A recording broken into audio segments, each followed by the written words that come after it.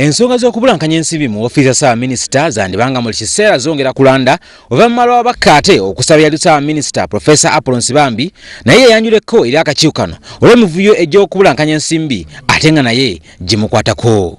Sabbiiti ejja omuwandiisi w'enkalakkalira mu ofiisi ya Ssaabaminisita Bigirimana wamu ne yali omubalirizi omukulu Godfrey Kazinda lwe bagenda okulabikako mu kakiiko kano.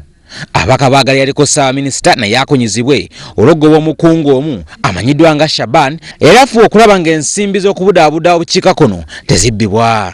Nsibambi yandibaddeko kubanga abaateeka Kazinda mu maanyi n'ebiro ebyo byonna byonna okugoba Shaban n'abalala Nsibambi abirinamu omukono muwanvu nnyo nnyo.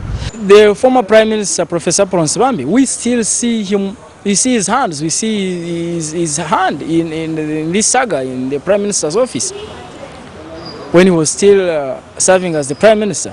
So we are going to invite him too. Ababaka era baagana Shaban oyo eyagobebwa ajja mu kakiiko kano ayongere okulungamya ku nsonga eno kubanga alabika amanyi bingi. Mu kiseera kye kimu ababaka baagala okukunya kwa Bigirimana ne Kazinda kubeere kwa lukale era ng'abantu bonna bawulira ekigenda mu maaso. Having Bigirimana put on the side will not have us get the right answers to the questions that are already being asked, because Bigirimana is the principal in all the transactions that are carried out in the Prime Minister's office.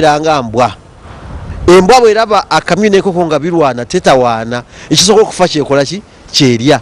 Kati Bigirimana atule wali, Kazinda atule wano tubabuuze nga gwakola kino ojja kuzuula bwino yena nga avayo. Ate nyamba kakase tewali kye bagenda kwegana kubanga Prime Minister's office tugyetoolodde yonna. Ensimbi ezisoba mu buwumbi 38 ezaali z'okuddaabula obukiikakkono obw'eggwanga ze zabbibwa mu ofiisi ya Ssaabaminisita era ng'abantu bangi bagenze bakwatibwa nga beekuusako obubbi buno.